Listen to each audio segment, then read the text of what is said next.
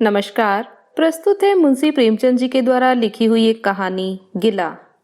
आइए कहानी शुरू करते हैं।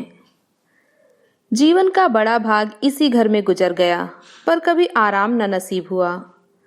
मेरे पति संसार की दृष्टि में बड़े सज्जन, बड़े शिष्ट, बड़े उदार, बड़े सौम्य होंगे, लेकिन जिस पर गुजरती है वही जानता है। संसार को उन लोगों की प्रशंसा करने में आनंद आता है जो अपने घर को भाड़ में झोंक रहे हों, गैरों के पीछे अपना सर्वनाश किए डालते हों। जो प्राणी घर वालों के लिए मरता है उसकी प्रशंसा संसार वाले नहीं करते। वह तो उनकी दृष्टि में स्वार्थी है, कृपण है, संकीर्ण हृदय है, आचार भ्रष्ट है। इसी तरह जो लोग बाहर वालों के लिए मरते हैं उनकी प्रशंसा घर वाले क्यों करने लगे। अब इन्हीं को देखो, सारे दिन मुझे जलाया करते हैं। मैं पर्दा तो नहीं करती, लेकिन सौदे सुलभ के लिए बाजार जाना बुरा मालूम होता है। और इनका यह हाल है कि चीज मंगवाओ तो ऐसी दुकान से लाएंगे जहां कोई ग्राहक भूल कर भी ना जाता हो। ऐसी दुकान पर ना तो चीज अच्छी मिलती है, ना तोल ठीक होती है, ना दाम ही उचित होते हैं। यह दोष न होते तो वह दुकान बदनाम ही क्यों होती। पर इन्हें ऐसी ही गई बीती दुकानों की चीजें लाने का मर्ज है। बार बार कह दिया साहब कि चलती हुई दुकान से सौदे लाया करो, वहां माल अधिक खपता है, इसलिए ताजा माल आता रहता है। पर इनकी तो टुटपुंजिया से बनती है और वे इन्हें उल्टे छुरे से मूंढते हैं। गेहूं लाएंगे तो सारे बाजार से खराब, घुना हुआ। चावल ऐसा मोटा कि बैल भी ना पूछे। दाल में कराई और कंकड़ भरे हुए। मनो लकड़ी जला डालो पर क्या मजाल की गले। घी लाएंगे तो आधा आध तेल या 16 आने कटोजेम, और दरअसल घी से एक छटाक कम। तेल लाएंगे तो मिलावट, बालों में डालो तो चिमट जाएं, पर दाम दे आएंगे शुद्ध आंवले के तेल का। किसी चलती हुई नामी दुकान पर जाते तो इन्हें जैसे डर लगता है, शायद ऊंची दुकान और फीके पकवान के कायल हैं। मेरा अनुभव तो यह है कि नीची दुकान पर ही सड़े पकवान मिलते हैं। एक दिन की बात हो तो बर्दाश्त कर ली जाए, रोज रोज का टंटा नहीं सहा जाता। मैं पूछती हूँ, आखिर आप टुटपुंजियों की दुकान पर जाते ही क्यों हैं? क्या उनके पालन पोषण का ठेका तुम्ही ने लिया है? आप फरमाते हैं, मुझे देखकर सबके सब बुलाने लगते हैं। वाह, क्या कहना है, कितनी दूर की बात कही है। जरा इन्हें बुला लिया और खुशामद के 2 शब्द सुना दिए, थोड़ी सी स्तुति कर दी, बस आपका मिजाज आसमान पर जा पहुंचा। फिर इन्हें सुधि नहीं रहती कि यह कूड़ा करकट बांध रहा है या क्या। पूछती हूं, तुम उस रास्ते से जाते ही क्यों हो? क्यों किसी दूसरे रास्ते से नहीं जाते? ऐसे उठाई गिरोह को मुंह ही क्यों लगाते हो?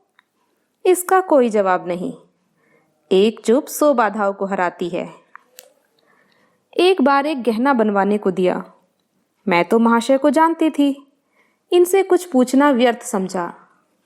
अपने पहचान के एक सुनार को बुला रही थी। संयोग से आप भी विराजमान थे। बोले, यह संप्रदाय विश्वास के योग्य नहीं, धोखा खाओगी। मैं एक सुनार को जानता हूं, मेरे साथ का पढ़ा हुआ है, बरसों साथ साथ खेले हैं, वह मेरे साथ चालबाजी नहीं कर सकता। मैंने भी समझा जब इनका मित्र है और वह भी बचपन का, तो कहां तक दोस्ती का हक ना निभाएगा।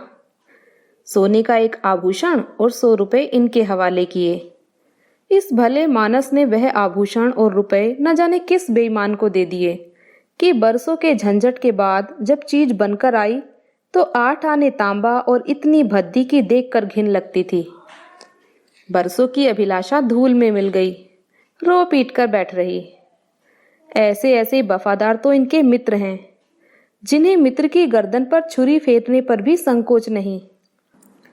इनकी दोस्ती भी उन्हीं लोगों से है जो जमाने भर के जट्टू, गिरहकट, लंगोटी में फाक खेलने वाले फाके मस्त हैं, जिनका उद्यम ही इन जैसे आंख के अंधों से दोस्ती गांठना है। नित्य ही एक न एक महाशय उधार मांगने के लिए सिर पर सवार रहते हैं और बिना लिए गला नहीं छोड़ते। मगर ऐसा कभी न हुआ कि किसी ने रुपए चुकाए हों। आदमी एक बार खोकर सीखता है, 2 बार खोकर सीखता है, किंतु यह भले मानस 1000 बार खोकर भी नहीं सीखते। जब कहती हूँ रुपए तो दे आए, अब मांग क्यों नहीं लाते? क्या मर गए तुम्हारे वह दोस्त? तो बस बगले झांक कर रह जाते हैं। आपसे मित्रों को सूखा जवाब नहीं दिया जाता। खैर, सूखा जवाब ना दो, मैं भी नहीं कहती कि दोस्तों से बेमुरौवती करो, मगर चिकनी चुपड़ी बातें तो बना सकते हो, बहाने तो कर सकते हो। किसी मित्र ने रुपए मांगे और आपके सिर पर बोझ पड़ा, बेचारे कैसे इनकार करें। आखिर लोग जान जाएंगे कि यह महाशय भी खुक्कल ही है। इनकी हविश यह है कि दुनिया इन्हें संपन्न समझती रहे, चाहे मेरे गहने ही क्यों ना गिरो रखने पड़े। सच कहती हूँ, कभी कभी तो एक एक पैसे की तंगी हो जाती है और इन भले आदमी को रुपए जैसे घर में काटते हैं। जब तक रुपए के वारे न्यारे ना कर लें, इन्हें चैन नहीं। इनके करतूत कहाँ तक गाऊं, मेरी तो नाक में दम आ गया। एक ना एक मेहमान रोज यमराज की भांति सिर पर सवार रहते हैं। न जाने कहाँ के बेफिक्रे इनके मित्र हैं। कोई कहीं से आकर मरता है, कोई कहीं से। घर क्या है, अपाहिजों का अड्डा है। जरा सा तो घर, मुश्किल से 2 पलंग, ओढ़ना बिछोना भी फालतू नहीं। मगर आप हैं कि मित्रों को निमंत्रण देने को तैयार। आप तो अतिथि के साथ लेटेंगे, इसलिए इन्हें चारपाई भी चाहिए, ओढ़ना बिछोना भी चाहिए, नहीं तो घर का पर्दा खुल जाए। जाता है मेरे बच्चों के सिर। गर्मियों में तो खैर कोई मुजायका नहीं, लेकिन जाड़ों में तो ईश्वर ही याद आते हैं। गर्मियों में भी खुली छत पर तो मेहमानों का अधिकार हो जाता है। अब मैं बच्चों को लिए पिंजड़े में पड़ी फड़फड़ाया करूं। इन्हें इतनी समझ भी नहीं कि जब घर की यह दशा है तो क्यों ऐसों को मेहमान बनाएं जिनके पास कपड़े लत्ते तक नहीं। ईश्वर की दया से इनके सभी मित्र इसी श्रेणी के हैं। एक भी ऐसा माई का लाल नहीं जो समय पड़ने पर धेले से भी इनकी मदद कर सके। 2-1 बार महाशय को इसका अनुभव, अत्यंत कटु अनुभव हो चुका है, मगर इस जड़ भरत ने जैसे आंखें न खोलने की कसम खा रखी है। ऐसे ही दरिद्र भट्टाचार्यों से इनकी पटती है। शहर में इतने लक्ष्मी के पुत्र हैं, पर आपका किसी से परिचय नहीं। उनके पास जाते इनकी आत्मा दुखती है। दोस्ती गांठेंगे ऐसों से जिनके घर में खाने का ठिकाना नहीं। एक बार हमारा कहार छोड़कर चला गया और कई दिनों तक कोई दूसरा कहार ना मिला। किसी चतुर और कुशल कुहार की तलाश में थी, किंतु आपको जल्द से जल्द कोई आदमी रख लेने की धुन सवार हो गई। घर के सारे काम पूर्ववत चल रहे थे, पर आपको मालूम हो रहा था कि गाड़ी रुकी हुई है। मेरा जूठे बर्तन मांजना और अपना साग भाजी के लिए बाजार जाना इनके लिए असह्य हो उठा। एक दिन जाने कहां से एक बांगड़ू को पकड़ लाए। उसकी सूरत कहे देती थी कि कोई जांगलू है, मगर आपने उसका ऐसा बखान किया कि क्या कहूं। बड़ा होशियार है, बड़ा आज्ञाकारी, परले सिरे का मेहनती, गजब का सलीकेदार और बहुत ही ईमानदार। खैर, मैंने उसे रख लिया। मैं बार बार क्यों इनकी बातों में आ जाती हूँ, इसका मुझे स्वयं आश्चर्य है। यह आदमी केवल रूप से आदमी था, आदमियत के और कोई लक्षण उसमें न थे। किसी काम की तमीज नहीं, बेईमान न था, पर गधा अव्वल दर्जे का। बेईमान होता तो कम से कम इतनी तस्कीन तो होती कि खुद खा जाता है, अभागा दुकानदारों के हाथों लुट जाता था। 10 तक की गिनती उसे न आती थी। 1 रुपया देकर बाजार भेजूं तो संध्या तक हिसाब ना समझा सके। क्रोध पी पी कर रह जाती थी।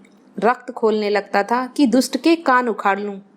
मगर इन महाशय को उसे कभी कुछ कहते नहीं देखा, डांटना तो दूर की बात है। आप नहा धोकर धोती छांट रहे हैं और वह दूर बैठा तमाशा देख रहा है। मैं तो बच्चा का खून पी जाती, लेकिन इन्हें जरा भी गम नहीं। जब मेरे डांटने पर धोती छाटने जाता भी तो आप उसे समीप न आने देते, बस उसके दोषों को गुण बनाकर दिखाया करते थे, और इस प्रयास में सफल न होते तो दोषों पर पर्दा डाल देते थे। मूर्ख को झाड़ू लगाने की तमीज न थी। मर्दाना कमरा ही तो सारे घर में ढंग का एक कमरा है, उसमें झाड़ू लगाता तो इधर की चीज उधर, ऊपर की नीचे, मानो कमरे में भूकंप आ गया हो।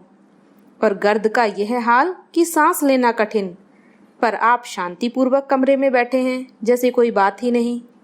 एक दिन मैंने उसे खूब डांटा, कल से ठीक ठीक झाड़ू न लगाई तो कान पकड़कर निकाल दूंगी। सवेरे सोकर उठी तो देखती हूँ कमरे में झाड़ू लगी हुई है और हर एक चीज करीने से रखी हुई है, गर्द गुबार का नाम नहीं। मैं चकित होकर देखने लगी तो आप हंसकर बोले, देखती क्या हो, आज घूरे ने बड़े सवेरे उठकर झाड़ू लगाई है, मैंने समझा दिया। तुम ढंग से तो बताती नहीं, उल्टे डांटने लगती हो। मैंने समझा, खैर दुष्ट ने कम से कम एक काम तो सलीके से किया। अब रोज कमरा साफ सुथरा मिलता। घूरे मेरी दृष्टि में विश्वासी बनने लगा। संयोग की बात, एक दिन मैं जरा मामूलू से सवेरे उठ बैठी और कमरे में आई तो क्या देखती हूँ कि घूरे द्वार पर खड़ा है और आप तन मन से कमरे में झाड़ू लगा रहे हैं। मेरी आंखों में खून उतर आया। उनके हाथ से झाड़ू छीनकर घूरे के सिर जमा दी। हरामखोर को उसी दम निकाल बाहर किया। आप फरमाने लगे, उसका महीना तो चुका दो। वहारी समझ, एक तो काम न करे उस पर आंखें दिखाए, उस पर पूरी मजूरी भी चुका दूं। मैंने एक कोड़ी भी न दी। एक कुर्ता दिया था वह भी छीन लिया। इस पर जड़ भरत महाशय मुझसे कई दिन रूठे रहे। घर छोड़कर भागे जाते थे, बड़ी मुश्किलों से रुके। ऐसे ऐसे भोंदू भी संसार में पड़े हुए हैं। मैं न होती तो शायद अब तक इन्हें किसी ने बाजार में बेच दिया होता। एक दिन मेहतर ने उतारे कपड़ों का सवाल किया। इस बेकारी के जमाने में फालतू कपड़े तो शायद पुलिस वालों या रईसों के घर में हों। मेरे घर में तो जरूरी कपड़े भी काफी नहीं। आपका वस्त्रालय एक बक्ची में आ जाएगा, जो डाक के पार्सल से कहीं भेजा जा सकता है। फिर इस साल जाड़ों के कपड़े बनवाने की नौबत न आई। पैसे नजर नहीं आते, कपड़े कहाँ से बने। मैंने मेहतर को साफ जवाब दे दिया। कड़ाके का जाड़ा पड़ रहा था, इसका अनुभव मुझे कम न था। गरीबों पर क्या बीत रही है इसका भी मुझे ज्ञान था। लेकिन मेरे या आपके पास खेद के सिवा इसका और क्या इलाज है। जब तक समाज का यह संगठन रहेगा, ऐसी शिकायतें पैदा होती रहेंगी। जब एक एक अमीर और रईस के पास एक एक मालगाड़ी कपड़ों से भरी हुई है, तब फिर निर्धनों को क्यों न नग्नता का कष्ट उठाना पड़े। खैर, मैंने तो मेहतर को जवाब दे दिया। आपने क्या किया कि आपका कोट उठाकर उसकी भेंट कर दिया। मेरी देह में आग लग गई। इतनी दानशील नहीं हूं कि दूसरों को खिलाकर आप सो रहूं। देवता के पास यही एक कोट था। आपको इसकी जरा भी चिंता न हुई कि पहनेंगे क्या। यश के लोभ ने जैसे बुद्धि ही हर ली। मेहतर ने सलाम किया, दुआएं दी और अपनी राह ली। आप कई दिन तक सर्दी से ठिठुरते रहे। प्रातःकाल घूमने जाया करते थे, वह बंद हो गया। ईश्वर ने उन्हें हृदय भी एक विचित्र प्रकार का दिया है। फटे पुराने कपड़े पहनते आपको जरा भी संकोच नहीं होता। मैं तो मारे लाज के गड़ जाती हूँ, पर आपको जरा फिक्र नहीं। कोई हंसता है तो हंसे, आपकी बला से। अंत में जब मुझसे ना देखा गया तो एक कोट बनवा दिया। जी तो जलता था कि खूब सर्दी खाने दूं, पर डरी कि कहीं बीमार पड़ जाएं तो और बुरा हो। आखिर काम तो उन्हीं को करना है। महाशय अपने दिल में समझते होंगे मैं कितना विनीत, कितना परोपकारी हूँ। शायद इन्हें इन बातों का गर्व हो। मैं इन्हें परोपकारी नहीं समझती, ना विनीत ही समझती हूँ। यह जड़ता है, सीधी सादी निरीहता। जिस मेहतर को आपने अपना कोट दिया, उसे मैंने कई बार रात को शराब के नशे में मस्त झूमता देखा है और आपको दिखा भी दिया है। फिर दूसरों की विवेकहीनता की पुरौती हम क्यों करें। अगर आप विनीत और परोपकारी होते तो घर वालों के प्रति भी तो आपके मन में कुछ उदारता होती। यह सारी उदारता बाहर वालों के लिए ही सुरक्षित है। घर वालों को उसका अल्पांश भी न मिलना चाहिए। मेरी इतनी अवस्था बीत गई, पर इस भले आदमी ने कभी अपने हाथों से मुझे एक उपहार भी न दिया। बेशक मैं जो चीज बाजार से मंगवाऊं उसे लाने में इन्हें जरा भी आपत्ति नहीं, बिल्कुल उज्र नहीं, मगर रुपए मैं दे दूं यह शर्त है। इन्हें खुद कभी यह उमंग नहीं होती। यह मैं मानती हूँ कि बेचारे अपने लिए कुछ नहीं लाते, मैं जो कुछ मंगवा दूं उसी पर संतुष्ट हो जाते हैं। मगर आखिर आदमी कभी कभी शौक की चीजें चाहता ही है। अन्य पुरुषों को देखती हूँ, स्त्री के लिए तरह तरह के गहने, भांति भांति के कपड़े, शौक श्रृंगार की वस्तुएं लाते रहते हैं। यहाँ इस व्यवहार का निषेध है। बच्चों के लिए भी मिठाइयाँ, खिलौने, बाजे शायद जीवन में एक बार भी न लाए हों। शपथ भी खाली है। इसीलिए तो मैं इन्हें कृपण कहूंगी, अरसिक कहूंगी, हृदय शून्य कहूंगी, उदार नहीं कह सकती। दूसरों के साथ इनका जो सेवा भाव है उसका कारण है इनका यह यश लोभ और व्यवहारिक अज्ञानता। आपके विनय का यह हाल है कि जिस दफ्तर में आप नौकर हैं उसके किसी अधिकारी से आपका मेल जोल नहीं। अफसरों को सलाम करना तो आपकी नीति के विरुद्ध है। नजरिया डाली तो दूर की बात है। और तो और कभी किसी अफसर के घर नहीं जाते। इसका खामियाजा आप ना उठाएं तो कौन उठाए। औरों को रियायती छुट्टियां मिलती हैं, आपका वेतन कटता है। औरों की तरक्कियां होती हैं, आपको कोई पूछता भी नहीं। हाजिरी में 5 मिनट की भी देरी हो जाए तो जवाब पूछा जाता है। बेचारे जी तोड़कर काम करते हैं। कोई कठिन काम आ जाता है तो इन्हीं के सिर मढ़ा जाता है। इन्हें जरा भी आपत्ति नहीं। दफ्तर में इन्हें घिस्सू पिस्सू आदि की उपाधियां मिली हुई हैं, मगर पड़ाव कितना ही बड़ा मारे इनके भाग्य में वही सूखी घास लिखी है। यह विनय नहीं है, स्वाधीन मनोवृत्ति भी नहीं है। मैं तो इसे समय चातुरी का अभाव कहती हूँ, व्यवहारिक ज्ञान की क्षति कहती हूँ। आखिर कोई अफसर आपसे क्यों प्रसन्न हो? इसलिए कि आप बड़े मेहनती हैं। दुनिया का काम मुरोवत और रवादारी से चलता है। अगर हम किसी से खिंचे रहें तो कोई कारण नहीं कि वह भी हमसे न खिंचा रहे। फिर जब मन में क्षोभ होता है तो वह दफ्तरी व्यवहारों में भी प्रकट हो ही जाता है। जो मातहत अफसर को प्रसन्न रखने की चेष्टा करता है, जिसकी जात से अफसर का कोई व्यक्तिगत उपकार होता है, जिस पर वह विश्वास कर सकता है, उसका लिहाज वह स्वभावतः करता है। ऐसे सिरागियों से क्यों किसी को सहानुभूति होने लगी? अफसर भी तो मनुष्य है। उसके हृदय में जो सम्मान और विशिष्टता की कामना है वह कहाँ पूरी हो? जब अधीनस्थ कर्मचारी ही उससे फिरंट रहें तो क्या उसके अफसर उसे सलाम करने आएंगे? आपने जहाँ नौकरी की वहां से निकाले गए। कभी किसी दफ्तर में 2-3 साल से ज्यादा न टिके। या तो अफसर से लड़ गए या कार्याधिक्य के कारण छोड़ बैठे। आपको कुटुंब सेवा का दावा है। आपके कई भाई भतीजे होते हैं, वह कभी इनकी बात भी नहीं पूछते। आप बराबर उनका मुंह ताकते रहते हैं। इनके एक भाई साहब आजकल तहसीलदार हैं। घर की मिल्कियत उन्हीं की निगरानी में है।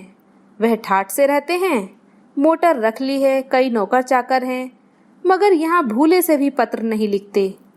एक बार हमें रुपए की बड़ी तंगी हुई। मैंने कहा, अपने भ्राताजी से क्यों नहीं मांग लेते?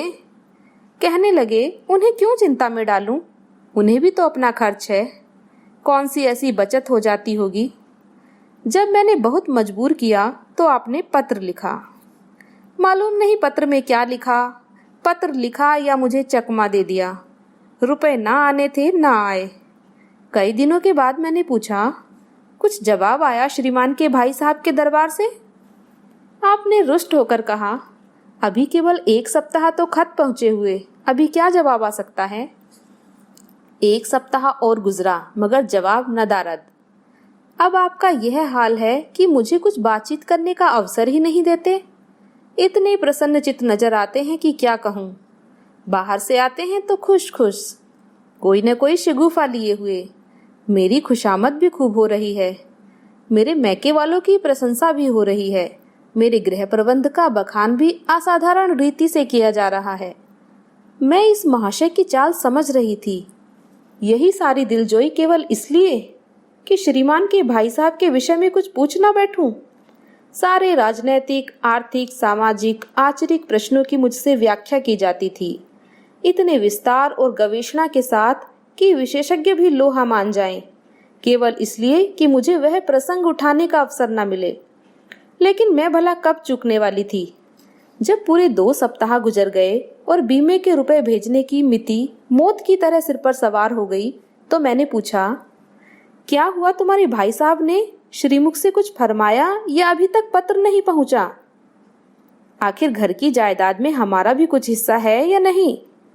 यह हम किसी लोंडी दासी की संतान हैं। 500 रुपए साल का नफा तो 10 साल पहले था, अब तो 1000 से कम न होगा। पर हमें एक कभी कानी कोड़ी भी नहीं मिली। मोटे हिसाब से हमें 2000 मिलना चाहिए। 2000 ना हो, 1000 हो, 500 हो, 250 हो, कुछ ना हो तो बीमा के प्रीमियम भर के तो हों। तहसीलदार साहब की आमदनी हमारी आमदनी की चौगुनी है। रिश्वतें भी लेते हैं तो फिर हमारे रुपए क्यों नहीं देते? आप हे हाँ हाँ करने लगे। कहने लगे, वह बेचारे घर की मरम्मत करवाते हैं, बंधु बांधवों का स्वागत सत्कार करते हैं, नातेदारियों में भेंट भाट भेजते हैं, और कहाँ से लावे जो हमारे पास भेजें। वाह री बुद्धि! मानो जायदाद इसीलिए होती है कि उसकी कमाई उसी में खर्च हो जाए। इस भले आदमी को बहाने गढ़ने भी नहीं आते। मुझसे पूछते मैं एक नहीं 1000 बता देती, एक से एक बढ़कर। कह देते घर में आग लग गई है, सब कुछ स्वाहा हो गया था, या चोरी हो गई, तिनका तक न बचा, या 10,000 का अनाज भरा था उसमें घाटा रहा, या किसी से फौजदारी हो गई उसमें दिवाला पिट गया। आपको सूझी भी तो लचर सी बात, तकदीर ठोंक कर बैठ रही। पड़ोस की एक महिला से रुपए कर्ज लिए, तब जाकर काम चला। फिर भी आप भाई भतीजों की तारीफ के पुल बांधते हैं तो मेरे शरीर में आग लग जाती है। ऐसे कौरवों से ईश्वर बचाए। ईश्वर की दया से आपके 2 बच्चे हैं, 2 बच्चियां भी हैं। ईश्वर की दया कहूँ या कोप कहूँ, सब के सब उद्यमी हो गए हैं कि खुदा की पनाह। मगर क्या मजाल है कि यह भोंदू किसी को कड़ी आंखों से देखें। रात के 8 बज गए हैं, युवराज अभी घूमकर नहीं आए। मैं घबरा रही हूँ, आप निश्चिंत बैठे अखबार पढ़ रहे हैं। झल्लाई हुई जाती हूँ और अखबार छीनकर कहती हूँ, जाकर जरा देखती क्यों नहीं, लोंडा कहाँ रह गया। न जाने तुम्हारा हृदय कितना कठोर है। ईश्वर ने तुम्हें संतान ही न जाने क्यों दे दी। पिता का पुत्र के साथ कुछ तो धर्म है। तब आप भी गर्म हो जाते हैं। अभी तक नहीं आया, बड़ा शैतान है। आज बचा आते हैं तो कान उखाड़ लेता हूँ। मारे हंटरों के खाल उधेड़ कर रख दूंगा। यूं बिगड़कर तैश के साथ आप उसे खोजने निकलते हैं। संयोग की बात, आप उधर जाते हैं, इधर लड़का आ जाता है। मैं पूछती हूँ, तू किधर से आ गया? तुझे वह ढूंढने गए हुए हैं। देखना आज कैसी मरम्मत होती है। यह आदत ही छूट जाएगी। दांत पीस रहे थे, आते ही होंगे। छड़ी भी उनके हाथ में है। तुम इतने मन के हो गए हो कि बात नहीं सुनते। आज आटे दाल का भाव मालूम होगा। लड़का सहम जाता है और लैंप जलाकर पढ़ने बैठ जाता है। महाशय जी 2-2.5 घंटे के बाद लौटते हैं, हैरान, परेशान और बदहवास। घर में पांव रखते ही पूछते हैं, आया कि नहीं। मैं उनका क्रोध उत्तेजित करने के विचार से कहती हूँ, आकर बैठा तो है, जाकर पूछते क्यों नहीं। पूछकर हार गई, कहाँ गया था, कुछ बोलता ही नहीं। आप गरज कर कहते हैं, मन्नू यहाँ आओ। लड़का थर थर कांपता हुआ आंगन में आकर खड़ा हो जाता है। दोनों बच्चियां घर में छिप जाती हैं कि कोई बड़ा भयंकर कांड होने वाला है। छोटा बच्चा खिड़की से चूहे की तरह झांक रहा है। आप क्रोध से बौखलाए हुए हैं, हाथ में छड़ी है ही। मैं भी वह क्रोधोन्मत्त आकृति देखकर पछताने लगती हूँ कि कहाँ से इनसे शिकायत की।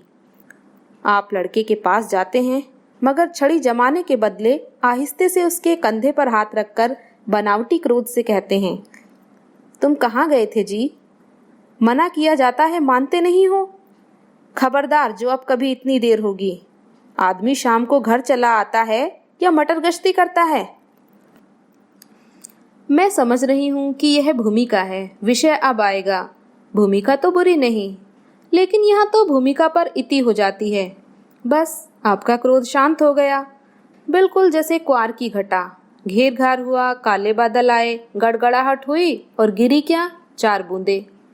लड़का अपने कमरे में चला जाता है और शायद खुशी से नाचने लगता है। मैं पराभूत होकर कहती हूँ, तुम तो जैसे डर गए। भला 2-4 तमाचे तो लगाए होते, इसी तरह तो लड़के शेर हो जाते हैं। आप फरमाते हैं, तुमने सुना नहीं मैंने कितने जोर से डांटा। बच्चा की जान ही निकल गई होगी। देख लेना जो फिर कभी देर में आए। तुमने डांटा तो नहीं, हाँ आंसू पोंछ दिए। तुमने मेरी डांट सुनी नहीं। क्या कहना है आपकी डांट का? लोगों के कान बहरे हो गए। लाओ तुम्हारा गला सहला दूं। आपने एक नया सिद्धांत निकाला है कि दंड देने से लड़के खराब हो जाते हैं। आपके विचार से लड़कों को आज़ाद रहना चाहिए। उन पर किसी तरह का बंधन, शासन या दबाव न होना चाहिए। आपके मत से शासन बालकों के मानसिक विकास में बाधक होता है। इसी का यह फल है कि लड़के बेनकेल के ऊंट बने हुए हैं। कोई 1 मिनट भी किताब खोलकर नहीं बैठता। कभी गुल्ली डंडा है, कभी गोलियां, कभी कनकौए। श्रीमान भी लड़कों के साथ खेलते हैं। 40 साल की उम्र और लड़कपन इतना। मेरे पिताजी के सामने मजाल थी कि कोई लड़का कनकौआ उड़ा ले या गुल्ली डंडा खेल सके। खून पी जाते। प्रातःकाल से लड़कों को लेकर बैठ जाते थे। स्कूल से ज्यों ही लड़के आते फिर ले बैठते थे। बस संध्या समय आध घंटे की छुट्टी देते थे। रात को फिर जोत देते। यह नहीं कि आप तो अखबार पढ़ा करें और लड़के गली गली भटकते फिरें। कभी कभी आप सींग कटाकर बछड़े बन जाते हैं। लड़कों के साथ ताश खेलने बैठा करते हैं। ऐसे बाप का भला लड़कों पर क्या रोब हो सकता है। पिताजी के सामने मेरे भाई सीधे ताक नहीं सकते थे। उनकी आवाज़ सुनते ही तहलका मच जाता था। उन्होंने घर में कदम रखा और शांति का साम्राज्य हुआ। उसके सम्मुख जाते लड़कों के प्राण सूखते थे। उसी शासन की यह बरकत है कि सभी लड़के अच्छे अच्छे पदों पर पहुंच गए। हाँ, स्वास्थ्य किसी का अच्छा नहीं है, तो पिताजी का ही स्वास्थ्य कौन बड़ा अच्छा था। बेचारे हमेशा किसी न किसी औषधि का सेवन करते रहते थे। और क्या कहूँ, एक दिन तो हद ही हो गई। श्रीमान जी लड़कों को कनकौआ उड़ाने की शिक्षा दे रहे थे। यूँ घुमाओ, यो गोता दो, यूँ खींचो, यो ढील दो। ऐसा तन मन से सिखा रहे थे मानो गुरु मंत्र दे रहे हों। उस दिन मैंने इनकी ऐसी खबर ली कि याद करते होंगे। तुम कौन होते हो मेरे बच्चों को बिगाड़ने वाले? तुम्हें घर से कोई मतलब नहीं है ना हो, लेकिन आप मेरे बच्चों को खराब ना कीजिए, बुरी बुरी आदतें ना सिखाइए। आप उन्हें सुधार नहीं सकते तो कम से कम बिगाड़िए मत। लगे बगले झांकने। मैं चाहती हूँ एक बार यह भी गर्म पड़े तो अपना चंडी रूप दिखाऊं, पर यह इतना जल्द दब जाते हैं कि मैं हार जाती हूँ। पिताजी किसी लड़के को मेले तमाशे न ले जाते थे। लड़का सिर पटक कर मर जाए मगर जरा भी न पसीजते थे। और इन महात्मा जी का यह हाल है कि एक एक से पूछकर मेले ले जाते हैं। चलो चलो, वहाँ बड़ी बहार है, खूब आतिशबाजियाँ छूटेंगी, गुब्बारे उड़ेंगे, विलायती चरखियाँ भी हैं, उन पर मज़े से बैठना। और तो और आप लड़कों को हॉकी खेलने से भी नहीं रोकते। यह अंग्रेजी खेल भी कितने जानलेवा होते हैं। क्रिकेट, फुटबॉल, हॉकी एक से एक घातक। गेंद लग जाए तो जान लेकर ही छोड़ें। पर आपको इन सभी खेलों से प्रेम है। कोई लड़का मैच में जीतकर आ जाता है तो ऐसे फूल उठते हैं मानो किला जीत कर आया हो। आपको इसकी जरा भी परवाह नहीं कि चोट चपेट आ गई तो क्या होगा, हाथ पांव टूट गए तो बेचारों की जिंदगी कैसे पार लगेगी। पिछले साल कन्या का विवाह था। आपको जिद थी कि दहेज के नाम कानी कोड़ी भी ना देंगे, चाहे कन्या आजीवन कुंवारी बैठी रहे। यहाँ भी आपका आदर्शवाद आकूदा। समाज के नेताओं का छल प्रपंच आए दिन देखते रहते हैं, फिर भी आपकी आंखें नहीं खुलती। जब तक समाज की यह व्यवस्था कायम है और युवती कन्या का अविवाहित रहना निंदास्पद है, तब तक यह प्रथा मिटने की नहीं। 2-4 ऐसे व्यक्ति भले ही निकल आवें जो दहेज के लिए हाथ ना फैलावें, लेकिन इसका परिस्थिति पर कोई असर नहीं पड़ता और कुप्रथा ज्यों की त्यों बनी हुई है। पैसों की तो कमी नहीं है, दहेज की बुराइयों पर लेक्चर दे सकते हैं, लेकिन मिलते हुए दहेज को छोड़ देने वाला मैंने आज तक ना देखा। जब लड़कों की तरह लड़कियों की शिक्षा और जीविका की सुविधाएं निकल आएंगी तो यह प्रथा भी विदा हो जाएगी, उसके पहले संभव नहीं।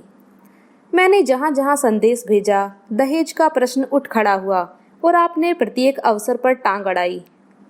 अब इस तरह पूरा साल गुजर गया और कन्या को 17वां लग गया। तो मैंने एक जगह बात पक्की कर ली, आपने भी स्वीकार कर लिया, क्योंकि वर पक्ष ने लेन देन का प्रश्न उठाया ही नहीं। हालांकि अंतःकरण में उन लोगों को पूरा विश्वास था कि अच्छी रकम मिलेगी और मैंने भी तय कर लिया था कि यथाशक्ति कोई बात उठा ना रखूंगी। विवाह के सकुशल होने में कोई संदेह ना था, लेकिन इन महाशय के आगे मेरी एक न चली। यह प्रथा निंद है, यह रस्म निरर्थक है, यहाँ रुपए की क्या जरूरत, यहाँ गीतों का क्या काम। नाक में दम था। यह क्यों, वह क्यों, यह तो साफ दहेज है, तुमने मेरे मुंह में कालिख लगा दी, मेरी आबरू मिटा दी।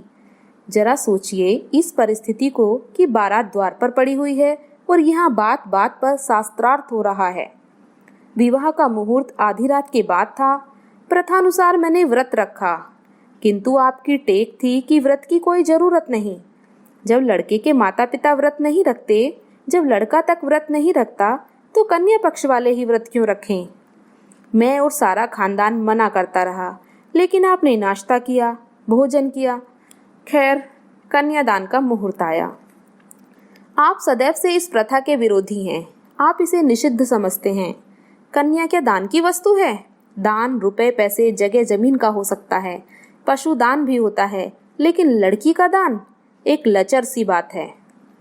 कितना समझाती हूँ, पुरानी प्रथा है, वेद काल से होती चली आई है, शास्त्रों में इसकी व्यवस्था है, संबंधी समझा रहे हैं, पंडित समझा रहे हैं, पर आप हैं कि कान पर जूं नहीं रेंगती। हाथ जोड़ती हूँ, पैरों पड़ती हूँ, गिड़गिड़ाती हूँ, लेकिन मंडप के नीचे ना गए।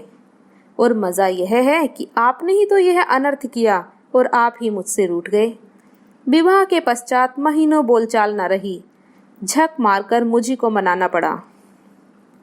किंतु सबसे बड़ी विडंबना यह है कि इन सारे दुर्गुणों के होते हुए भी मैं इनसे एक दिन भी पृथक नहीं रह सकती, एक क्षण का वियोग नहीं सह सकती।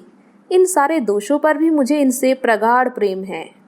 इनमें यह कौन सा गुण है जिस पर मैं मुग्ध हूँ, मैं खुद नहीं जानती, पर इनमें कोई बात ऐसी है जो मुझे इनकी चेरी बनाए हुए है। वह जरा मामूली सी देर में घर आते हैं तो प्राण नहों में समा जाते हैं। आज यदि विधाता इनके बदले मुझे कोई विद्या और बुद्धि का पुतला, रूप और धन का देवता भी दे, तो मैं उसकी ओर आंखें उठाकर न देखूं। यह धर्म की बेड़ी नहीं है, कदापि नहीं, प्रथागत पतिव्रत भी नहीं, बल्कि हम दोनों की प्रकृति में कुछ ऐसी क्षमताएं, कुछ व्यवस्थाएं उत्पन्न हो गई हैं, मानो किसी मशीन के कल पुर्जे घिस घिसाकर फिट हो गए हों और एक पुर्जे की जगह दूसरा पुर्जा काम न दे सके, चाहे वह पहले से कितना ही सुडोल, नया और सुदृढ़ क्यों न हो। जाने हुए रास्ते से हम निशंक आंखें बंद किए रहते हैं। उसके ऊंच नीच, मोड़ और घुमाव सब हमारी आंखों में समाये हुए हैं। अनजान रास्ते पर चलना कितना कष्टप्रद होगा। शायद आज मैं इनके दोषों को गुणों से बदलने पर भी तैयार न होंगी। कहानी सुनने के लिए धन्यवाद।